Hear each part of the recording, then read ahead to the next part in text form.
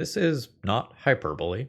It is now possible to deal 9,999 damage in Starfinder 2E. Holy moly, this class is sweet.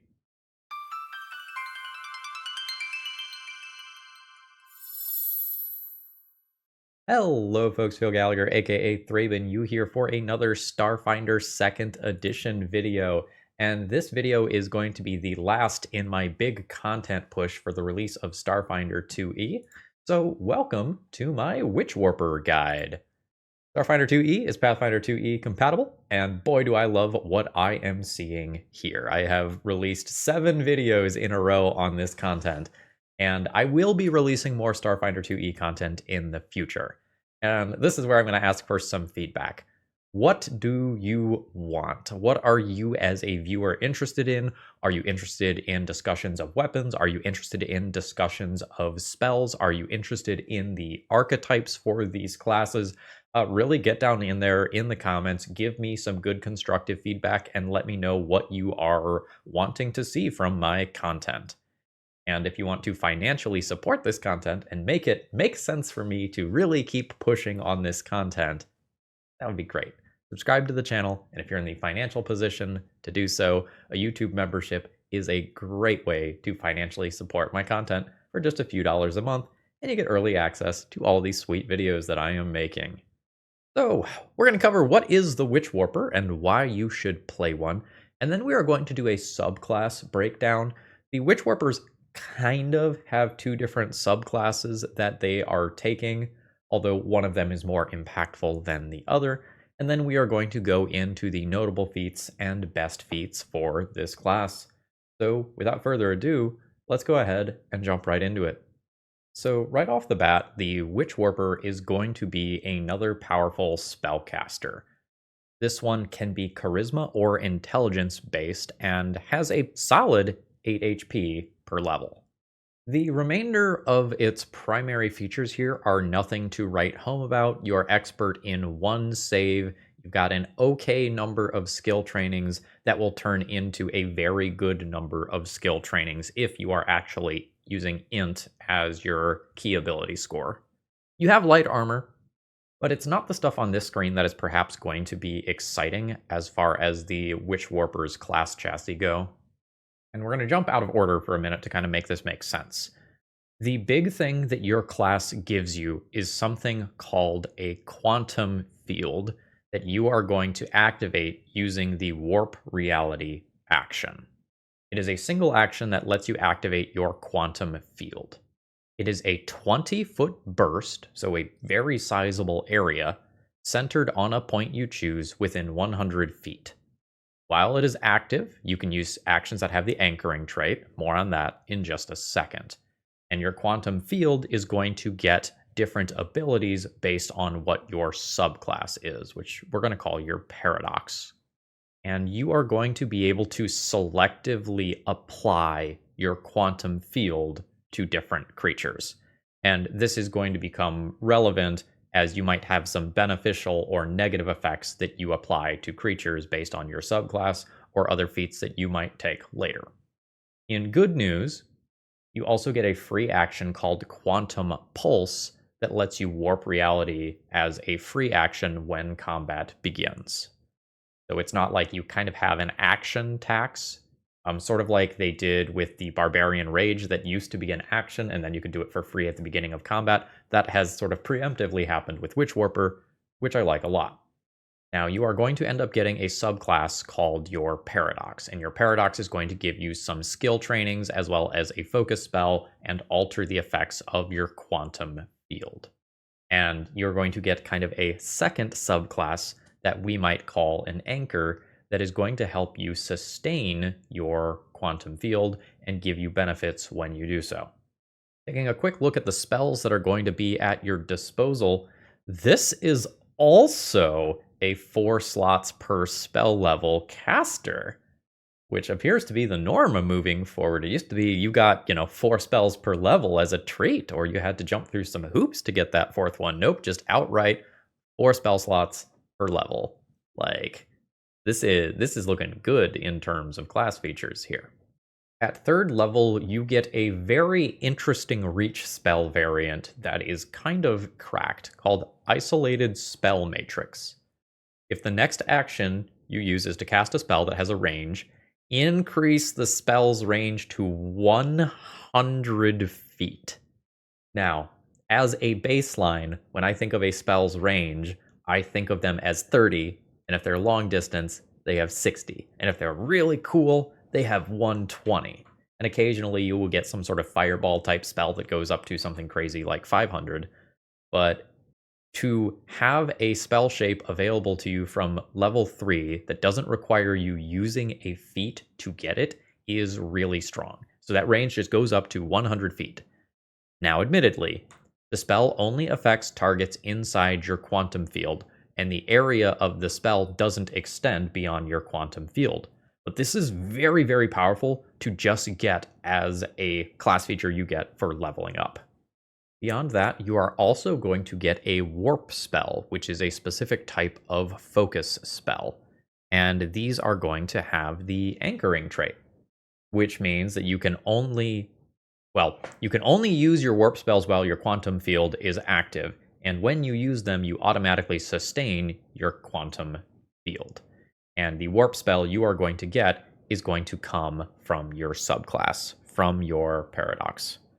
And before we get into those subclasses, let's just kind of talk conceptually about why you might like this class. So, why play Witchwarper? And I think the immediate comparison that needs to be drawn here is to the Mystic. And the Mystic is, I think, one of the better generic spellcasting chassis that we have ever seen in Pathfinder 2E or Starfinder 2E. There are some notable differences here. So the Mystic has to be wisdom-based, whereas with the Witchwarper, you could be charisma or intelligence-based. So that kind of drives you in very different character creation options in terms of your stats and what you are going to be good at in terms of role-playing. So a Mystic might have a better initiative roll, since that is going to be wisdom-based. They might be very good at skills like nature, whereas your Witchwarper could go much heavier in on using Demoralize as a third action, or might better serve as a party face. The Mystic has 6 hit points per level as opposed to the 8 of the Witchwarper, so that is a major difference there. And the Mystic has some healing-focused options always available to it through their Vitality network. But one of the things the Mystic doesn't have going for it is the Arcane spell list. We haven't fully dived into it yet, but the Witchwarper is going to be a spontaneous caster of either the Arcane or the Occult tradition. And generally speaking, it is accepted that the Arcane is the most flexible spell list. Outside of healing, you can do just about anything with the Arcane list. And so the most flexible spellcasting tradition is not going on the Mystic, it is going on the Witchwarper instead. And so I think that gives the Witchwarper a protected niche, which within Starfinder 2E specifically. Beyond that, the Witchwarper is going to have some very cool options for battlefield control, which we'll start seeing as we go into these subclasses and feats that the Mystic simply is not going to have. So you get comparable spell slots to the Mystic while having access to the Arcane tradition that they don't. You can potentially be a better face character or a character with more skills due to your int. I think there are very real reasons to play a Witchwarper over a Mystic, and I don't think we are in a situation where one of the spellcasters is just better than the other. So your Paradox is your primary subclass, and we're going to be jumping around a little bit more than normal during this section, as your Paradox is going to give you a focus spell and is going to give you access to a very powerful second level reaction. And so instead of looking at those during the feats section to kind of keep these conceptually together, I'm going to look at those feats during this section. First up is the Analyst, which is associated with the Arcane tradition as well as the Computer's skill. If you take a quick look at the spell list here, there are some bangers. Sure Strike at first level, Hypercognition at 3rd level, and some useful things like True Sight later on. For your quantum field action, you get when you seek or recall knowledge, you can apply the result against 2 related creatures, hazards, unattended objects, and effects in your quantum field. And whenever you sustain your quantum field, you can seek or recall knowledge against a target in your quantum field as a free action. Now, anytime that you tell me I can recall knowledge as a free action, I am so in. Recall knowledge, tactically speaking, is a very, very, very powerful action. And something that is important to understand is that you are a spellcaster. And if you invest in recall knowledge, and you can free recall knowledge, and you can target the lowest save of the enemy, and you just get to hyper consistently know the lowest save of the enemy, you are going to feel like a very, very powerful character. So I like this subclass a lot. The Analyst is going to get the Warp Probability Focus spell, which is a reaction. It triggers when you fail an attack roll or saving throw, and you get to re-roll the failed check and take the better result. So not only do you have access to Sure Strike for if you want to make a big attack roll spell, you also have Warp Probability for those times that you don't get to set up the Sure Strike in advance. And this also just works on saving throws too. And since this is a focus spell, you can theoretically do this up to 3 times in a fight at higher levels. Though I'm not necessarily going to cover all of the focus spells, I do want to mention Alternate Outcome here, which is a 4th level focus spell. A creature in your quantum fail would succeed, specifically succeed, not critically succeed, a saving throw, and you get to just say, I don't like this reality. I will substitute my own. And the target must re-roll this triggering saving throw and use the worse result. So the Analyst feels pretty powerful here already. The 2nd level follow-up feat for the Analyst is Fundamental Understanding. And this triggers when somebody casts a spell that you don't have in your spell repertoire and you're aware of the casting. If the triggering spell is common and you're trained in the appropriate skill, you automatically identify the spell being cast. There is no roll there like you normally have to do for Recognize Spell. You can still roll to see if you critically succeed, which gives you a buff versus the spell, but you never get a result worse than a success. And beyond that, you also get to give someone a circumstance bonus to their saving throw or AC against that spell attack, or a +2 circumstance bonus instead if you did roll that critical success. So the Analyst subclass here gets a big thumbs up from me. I like this one a lot. Your other alternative for being an arcane caster is the Anomaly Paradox. This one is deception based, and its quantum field effect is when an enemy in your quantum field attempts an action with the Concentrate trait, the action is disrupted unless they succeed a DC 5 flat check. The first time a creature fails this check, it becomes immune for 24 hours. So if you are expecting a lot of spellcasters in your campaign, this can be very situationally powerful. And the Anomaly Paradox gets the Warp Terrain Focus spell, which kind of has 2 different modes. Either one of them is a single action. The one that I think is going to be most frequently used is the first one. You cause the area of your quantum field to become difficult terrain.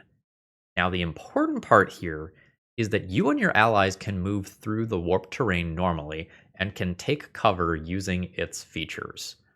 So this allows you to take cover anywhere. This allows you and your allies to step, since the difficult terrain doesn't count for you, but the enemies don't get to step, which can cause this to create some very, very cool combos with classes that have reactive strikes. Or alternatively, you can suppress difficult terrain with the second ability of this, which isn't going to come up as much, but the couple of times that it is relevant, it is going to be incredibly strong.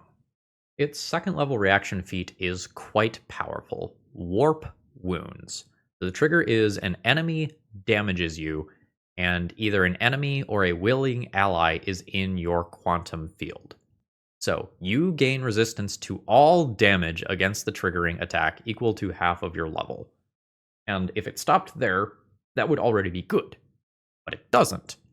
And then one enemy or willing ally in your quantum field takes damage of the same type equal to the amount of damage prevented this way with a basic fortitude save against your class DC.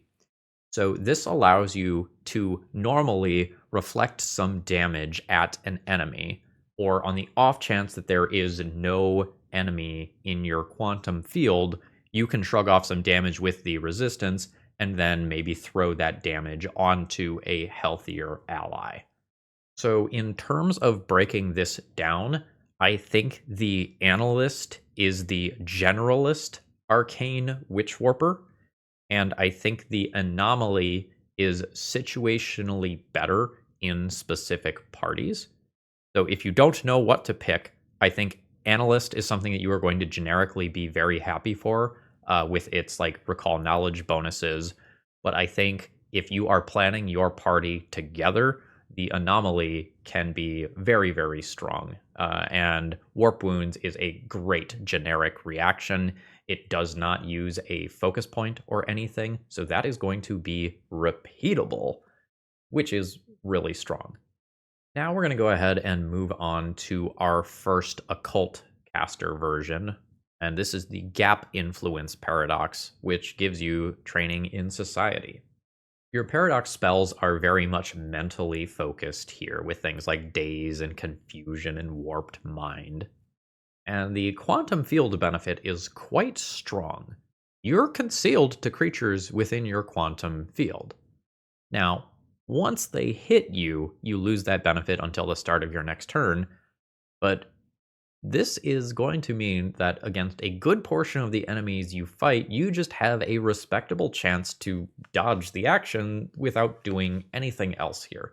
I think this is a very strong quantum field ability.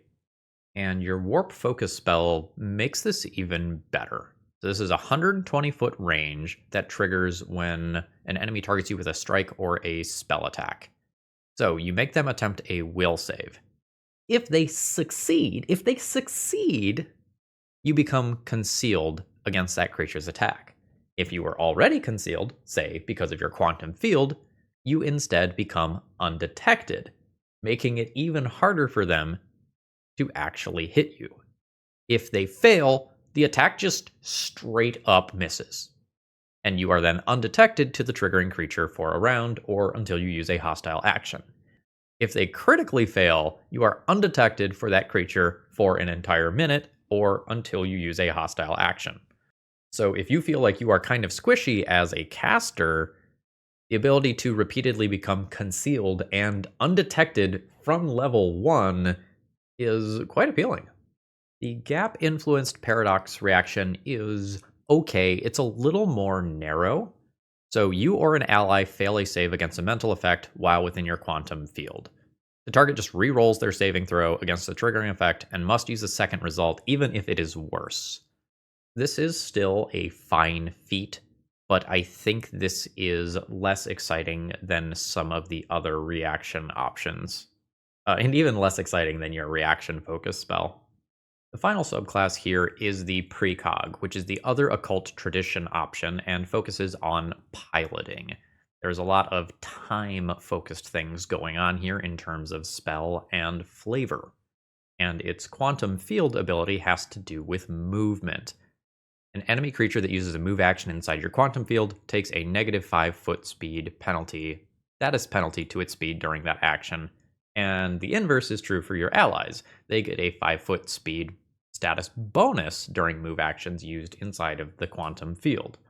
So kind of like we saw with the anomaly paradox, your quantum field can sort of hinder enemy movement while not hindering or even helping the movement of your allies. Now, the precog focus spell is very interesting because it's modal. That is, you have two different options for what you can do with it. You can either rewind time, and you gain 10 temporary hit points, which last for 1 minute, or you can fast forward time, which calls for a fortitude saving throw against an enemy for 1d10 void damage, and potentially enfeebling that foe as well. This is very, very strong as a single action focus spell. I want you to think about how much 10 temporary HP means at level 1. Like, that is a very, very chunky amount of temporary HP. And as a focus spell, this is something that is going to be repeatable, assuming that you get more focus points. And if you are viewing this as a blaster caster, the ability to have a single action 1d10 per spell level single action blasting thing that maybe gives a status effect as well, that is very comparable to what we see from like Clinging Ice or Elemental Toss, or I think it's Earth's Bile from the Animist. Like, this is a very, very powerful focus spell. And since it is flexible as well, like, this is like chef's kiss A+, no notes levels of good. And I think the precog focus spell is probably the primary reason to want to play a precog as your subclass. That's not to say that that's the only great thing that they get. They have a pretty solid reaction in predictive positioning. Trigger is an enemy damages you and your quantum field is active. You instantly teleport up to your speed to an area within your quantum field. This movement doesn't trigger reactions based on movement and ignores hazards and such. So if you are worried that someone is about to use all 3 of their actions to absolutely bully you, guess what? After the first hit, you're just out of there. And I think this is quite strong. In terms of design, I think all 4 of these subclasses give you pretty solid reasons why you might want to play them, and I will give a thumbs up to them all. The precog focus spell is very, very attractive, but it's not like you get to use that and be an arcane blaster at the same time, because the precog is associated with the occult spell list. So the best blasting thing was not given to the arcane caster that might be the best at blasting otherwise. So, like, I think they did a great job in threading the needle with balance here. And now we need to talk about anchors. So your anchor is associated with your quantum field. And you're going to select your anchor at first level, and it's going to give you a benefit and an anchoring effect that occurs when you sustain your quantum field. And that includes things that just have the anchoring trait to start with. You're going to have 3 options: core memories, focal point, or a tangible object. If you choose core memories, the anchoring benefit you get that just happens all the time is that during your daily preparations, you choose a skill you're trained in, you get assurance in that skill. If you're an expert in that skill, and the skill has the recall knowledge action associated with it, you gain the automatic knowledge in that automatic knowledge feat in that skill. And your anchoring effect is that you can reduce your stupefied condition by 1. You can only benefit from this once per round. So in terms of evaluating these abilities separately, assurance in a skill is fine. Automatic knowledge is fine. Reducing stupefied isn't actually going to come up all that much. So it's not like there is anything that is a negative here, but overall this is not all that powerful, and I would give core memories a thumbs down. Next up is focal point. Your anchor benefit is that if a reaction would disrupt your spellcasting action, attempt a DC 15 flat check. If you succeed, your action isn't disrupted. That is perhaps not going to come up that much, because usually in order to disrupt you, the reaction needs to critically hit. And not even all reactions disrupt on a critical hit, I believe. So this is a niche. The anchoring effect allows you to reduce your clumsy condition by 1 and ignore the effects of the suppressed condition until the start of your next turn. You can only benefit from this once per round. So this anchoring effect gives you benefits versus 2 different status conditions, as opposed to just the stupefy of core memory. So I like focal point more than core memory in terms of raw power level. The final one is tangible object, and this is going to give you a +1 circumstance bonus to perception checks and will saves against illusions and holograms, which is a little niche, but the anchoring effect is pretty darn good. You reduce your frightened condition by 1. If you aren't frightened, you instead get a +1 circumstance bonus to will saves against fear effects and a +2 circumstance bonus to your will DC against attempts to demoralize you until the start of your next turn. So frightened is perhaps going to be the most common status effect. It just shows up all the time and is often a rider on spells as you go up to higher levels. So I think it is realistically a choice between focal point and tangible object for most Witchwarpers as far as like which one of these you want to select. Anchoring anchoring with tangible object is going to come up a lot because frightened is very common, but focal point gives you things versus both clumsy and suppressed. And without playing the system more to see how many enemies are regularly handing out suppressed, I don't think I can say with confidence this early into Starfinder 2E which one of those I think is better, but I think you would be happy selecting either one of those, honestly. All right, now the final thing we're going to do is highlight some of the Witchwarper feats. Now, keep in mind we have already covered a bunch of the second level feats, so we're not going to cover as many as I otherwise normally might do in this section. And a second thing to keep in mind is that spellcaster feats often end up being weaker than feats on other characters because so much of the power budget comes from being a spellcaster, especially a 4 spell slot per level spellcaster that also gets a focus spell and a cool zone of dimensional warping nonsense. First up is Debris Zone. This is just a single action. The area of your quantum field becomes difficult terrain. So you can potentially combine this with the other disastrous things that your quantum field already does and make life very, very difficult for enemies. And this means that you don't have to be an anomaly paradox Witchwarper to have difficult terrain as something you can do within your quantum field. Next up is Quantum Recycle, and this is one of a couple of different feats that gives the Witchwarper some extra oomph from their spell slots. So this is a once-a-day reaction that requires that you cast a second rank spell or higher, and the spell targets a creature or area within your quantum field. You regain an expended spell slot one spell rank lower than the triggering spell. So if you use this right when you get this at level 4, you use a second rank spell slot, you get back a first rank spell slot. That is great value. And there is not a level limitation here, meaning that you could cast a 10th rank spell and get back a 9th ranked spell as far as like endgame potential goes. So like this is great. This is effectively an extra rank -1 spell slot. Big thumbs up from me. At 6th level, there are 2 different things that really can impact the play pattern of your quantum field. The first is Enlarge Quantum Field, which for one action, you can increase your quantum field's radius by 10 feet. And when you further sustain the quantum field once per turn, you can increase its radius by an additional 5 feet up to a maximum of 50 additional feet. So if you want your quantum field to be big, this is the way to accomplish that. Alternatively, if you don't want to be moving your quantum field around and you just wish it followed you like an aura, you can do that. Each time you use Warp Reality to activate your quantum field, you can choose for your quantum field to be an aura that moves with you. If you do, you get the aura trait on that, and your quantum field is a 10-foot radius emanation.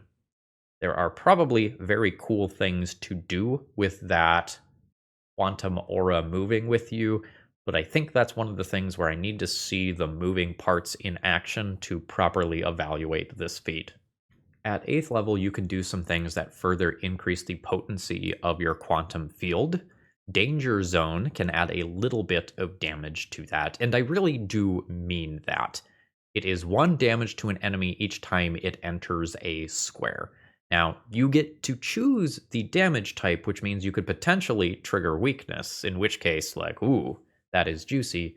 But otherwise, it is just kind of some bonus damage. Or you could have quantum entanglement to potentially trap things in your quantum field. You make someone make a will save, and on a failure, if they are trying to move outside of your quantum field, that action is disrupted. Now, if they succeed at this save, they are then immune to quantum entanglement for 24 hours. But if they don't succeed, well, they're not getting to you if you're outside of your quantum field. Next up is, I think, my favorite feat from this class, which is Twisted Dark Zone. I'm just going to read this one in its entirety. You expose this reality to a realm of pure darkness filled with gibbering voices and otherworld entities. The area of your quantum field functions as though it were an area of second rank darkness. Creatures that begin their turn in the area must succeed at a will save against your class DC or become confused for 1 round. Creatures that critically succeed are then immune for 24 hours. And if the darkness is successfully counteracted, the quantum field's other stuff still remains. So, you see what's not on this? That's right. The incapacitation trait is not on this. So you can potentially confuse boss enemies and have them kind of wailing around and randomly attacking whatever happens to be close to them, including their own allies. Since you can make your quantum field very, very far away from you, you potentially can do some absolutely crazy things with Twisted Dark Zone. And I'm going to skip ahead to level 16th as there is a follow-up feat for this that makes it even crazier. And that is Zone Overlap. You cause a second zone to overlap your quantum field. And you can either apply another zone or apply the existing zone again, which is what we care about for right now, improving its effects as follows. Danger Zone increases its damage, Debris Zone becomes greater difficult terrain, and Twisted Dark Zone ignores the temporary immunity of the creatures that previously succeeded at the save for 1 round. So, hey dog, I heard you liked confused enemies, so we let your confused enemies get more confused. And this is an action that I think you can potentially just keep repeating. No, I think I lied. So the requirements are the quantum field is active with 1 zone affecting it. So this would be a second zone that you are adding to it. So no, I lied. You can't keep repeating this. But it is a very, very powerful effect. Level 14 features a very powerful feat called Borrow Spell. This is a free action that you can use when you sustain your quantum field and the quantum field is still active. During this turn, you can cast 1 spell without spending a spell slot to do so. The spell must be in your repertoire. So this is effectively an extra max rank spell. And from a previous ability, Quantum Recycle, you can also potentially have a previous... So this can give you an extra top level spell, and Quantum Recycle can give you a rank -1 level spell as well. So this means that you have quite a few top rank spells, as you already started with 4 of them per level. Meaning that the Witchwarper is absolutely feasting in terms of being able to throw out max rank or close to it level spells every turn per combat. Let's go ahead and quickly highlight a couple of the top level and capstone feats here. Level 18 has Complete Transposition.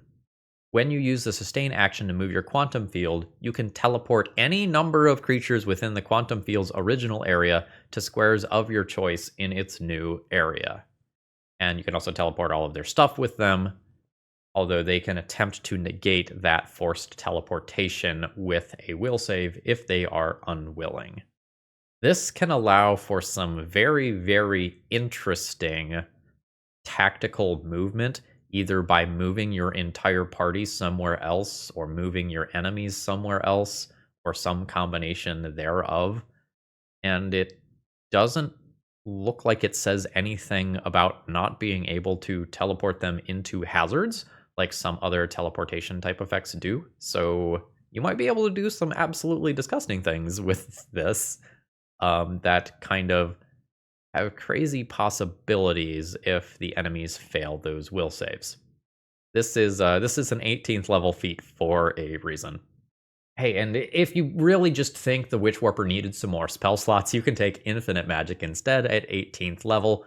Twice per day, you can cast a 9th rank or lower spell after you've run out of spell slots of the appropriate spell rank. Now, the 2 spells you cast with this must be of different spell ranks. So that means you get another top rank, another 9th rank, and then another 8th rank. Just objectively is very good.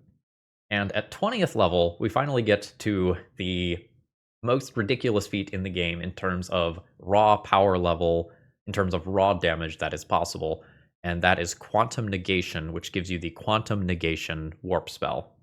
So this is a 10th level focus spell. You get it at level 20, and it targets one creature in your quantum field.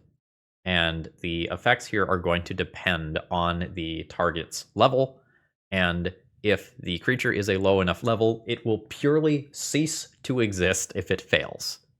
Oh, excuse me. If the spell brings a target of level 16th or lower to 0 hit points, it just ceases to exist in this reality. If you're 17th level or higher, you just die instantly when the spell reduces you to 0 hit points instead of being erased from reality. So for a 13th level or lower creature, the target takes 9,999 damage and also reduces the degree of its success on its will save by 1 step. Good luck, 13th level or lower creature. You already were going to have a bad time as a 20th level adventurer is casting a spell on you, and you just get a degree of success worse. Like, good luck. Yeah, I suppose if they're crit failing, they take basically 20,000 damage. Yeah, that's a lot. A 14th to 16th level creature takes 25 d10 damage, and a 17th or higher level creature takes 20 d10 damage. And this is a focus spell, right? So like you could do this 3 times a fight. So even against on-level enemies, that is 3 instances of 20 d10 damage as a focus spell, which is what, like 110 damage? Yeah. Seems like a solid set of feats here on the Witchwarper. So wrapping things up here, what do I think of the Witchwarper? I'm going to give this class a big thumbs up. There is a lot to like here. In terms of raw mechanics, you are a 4 spells per level caster. That is already just basically going to be good. Beyond that, you have a large degree of flexibility with what you do in your quantum field, ranging from some temporary HP to being able to blast things for a single action, being able to create difficult terrain. You've got a pretty good assortment of focus spells, and you get a focus point at level 1. And you have a decent amount of ability to get extra spell slots through your feats as you level up. I think this is a great class. I think there is going to be a high skill ceiling on this class, as you are going to have to balance doing your normal activities. Like you have a lot of spell slots, but you are going to have to keep your quantum field up. And at times where you are going to need to move and you want to cast a 2-action spell, but you also want to sustain your quantum field, you might have some difficulties in doing every single thing that you want. But the 3rd level action of being able to kind of use a meta magic at a range of, what was it, like 100 feet, as long as it's within your quantum field, might help out with that a lot. I think I need to play a couple of sessions with this with some other folks to get a feel for how strong this is in practice. But on paper, this looks really good. You have already played with a Witchwarper during playtesting or something like that, please sound off in the comments below. Let me know kind of what you think. If you have any questions about the Witchwarper, throw them my way. And remember, if you want other Starfinder content in the future, please like, comment, subscribe, all that sort of stuff. It helps out a lot and make me feel good for spending the last 4 days just diving into Starfinder 2E. All right, folks, I hope you all have a wonderful rest of the day, and I will be back sometime in the not too distant future. Normally, I am releasing 4 videos a month, 1 on every Friday, but I've had a lot to think about in the last couple of days as Starfinder 2E released. So keep an eye peeled for when the next video comes, and have a great rest of the day. See ya!